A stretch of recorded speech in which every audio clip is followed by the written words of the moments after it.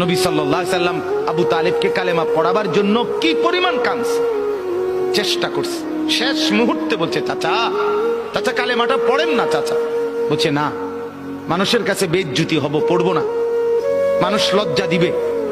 আল্লাহ নবী সাল্লাল্লাহু আলাইহি সাল্লাম বলছে, কানে কানে বলেন, আমি কাউকে শোনাবো না, আমি শুধু হাসরের মাঠে বলবো, মৃত্যু পর্যন্ত চাচা ওয়াদা দিলাম জগৎবাসীকে শোনাবো না আপনি ঈমান আনছিলেন, কানে কানে কন। আবু তালেব বলছে না, কানে কানেও বলবো। এবার নবী বলে চোখের পানি ফেলতে ফেলতে, চাচা এমনও কইতেন না তো, ঠিক আছে চাচা, আমি কালেমাটা পড়ি, আপনি শুধু ঠোঁটটা নাড়েন, আপনি শুধু ঠোঁটটা নাড়বেন, আমি হাসরের দিন বলবো মাওলা আমার চাচা কালেমা পড়ছিল এই জন্য ঠোঁট নাড়ছে, এর সুযোগ দেন। চাচা বলছে না না না, আমি ঠোঁটও নাড়বো না।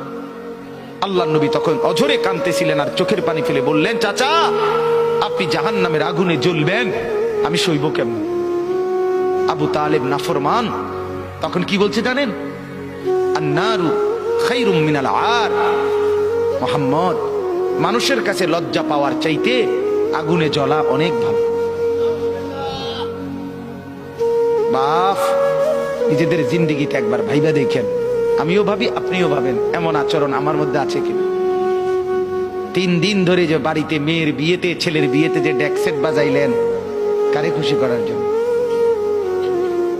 হ্যাঁ, 1 লক্ষ টাকার গেট, এরপরে গায়ে হলুদের এই নগ্ন অনুষ্ঠান কার জন্য করলেন? বেড়া বেড়ি সব, যুবক যুবতী সব একই মাইক্রো প্রাইভেট কারের ভিতরে যাতাযাতি করে বহাইয়া একখান থেকে একখানে নিলেন, কার জন্য? পুরা প্যান্ডেলের ভিতরে একসাথে বেড়া বেড়ি একত্রে খায়, নাচে, গায়, ফুর্তি করে, কার জন্য? শুধু সমাজ, সোসাইটি, পরিবেশ, সোসাইটি মেনটেন করছেন, সমাজ মেনটেন করছেন। ছেলেরা চাইছে, মেয়েরা চাইছে, বাচ্চারা চাইছে, এতে হেতে চাইছে, তো মালিক তিনি কি চাইছিল? ওনার কথা মনে হয় নাই? রাসূল সাল্লাল্লাহু আলাইহি সাল্লাম, তার কথা মনে হয় নাই? বলেন, কিয়ামতের দিন নবী সাল্লাল্লাহু আলাইহি ওয়াসাল্লামের কাছে কোরআনে আছে, ফাকাইফা ইদা জিনা মিন কুল্লি উম্মাতিন বিশাহিদ ওয়া জিনা বিকা আলা হাউলা'i শাহীদা। নবীকে বলছে আল্লাহ, বন্ধু আপনার উম্মতের প্রত্যেকের আমলনামা আমি আপনার হাতে দেখাবো, আপনার হাতে, আপনার সামনে পেশ করব, আপনি দেখে কথা বলবেন, আমার কাছে সুপারিশ আপনি কইরেন, মানা নাই, কিন্তু আপনি দেখে করবেন। রাসূলুল্লাহ সাল্লাল্লাহু আলাইহি সাল্লাম যদি হাসরের ময়দানে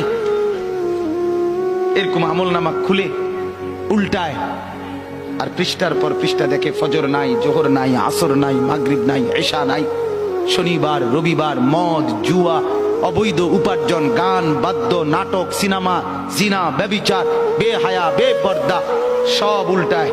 আল্লাহ নবী সাল্লাল্লাহু আলাইহি সাল্লাম তখন বলবে, উম্মত কি এটা? উম্মত, আমার 23 বছরের এত চোখের পানির কথা একবারও মনে হয় নাই? কি আনছো এটা আমারে?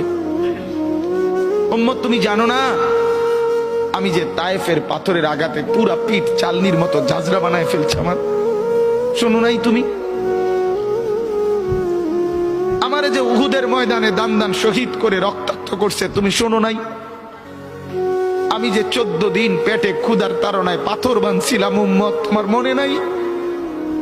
একবারও শোনো নাই আমার ক্ষুধার কষ্ট, আমার পিঠের ব্যথা, আমার দাঁতের ব্যথা, আমার কাঁধে 2টা কড়া ঢুকে গেছে? উম্মত, আমার ঘরে 3 মাস আল্লাহর নবীর স্ত্রী আয়েশা বলছে, আল্লাহর কসম উম্মত, নবীর স্ত্রী বলছে 3 মাস 3টা চাঁদ উঠছে ডুবছে, রাআইনা হিলালান সুম্মা হিলালান সুম্মা হিলালান, 3 চাঁদ 3 মাসে নবীর 9 জন বিবির কারো ঘরে আম্মা জান আয়েশা বলে 1 ফোঁটা চুলায় আগুন জ্বলে নাই।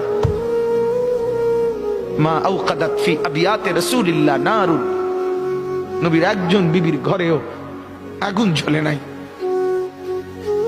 আল্লাহ নবীর স্ত্রী আয়েশা একদিন বলছিল নবীকে পিঠে হাত বুলাইয়া, ইয়া রাসূলুল্লাহ, স্বামী আপনার পিঠ ছিদ্র ছিদ্র কেন? পুরা পিঠ চালনির মতো ছিদ্র ছিদ্র কেন? আপনার কি ছোটবেলায় বসন্ত রোগ হয়েছিল, গোটা হয়েছিল। আল্লাহর নবী চোখের পানি ফেলে বলছে, আয়েশা তুমি জানো না আমার এই পবিত্র দেহে তো কোনোদিন মশাও বসে না, মাছিও বসে না, পোকা বসবে কেমনে?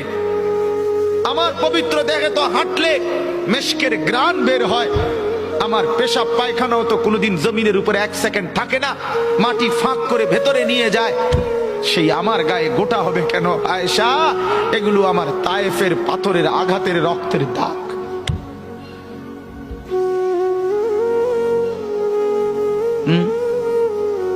বলো না বাপ।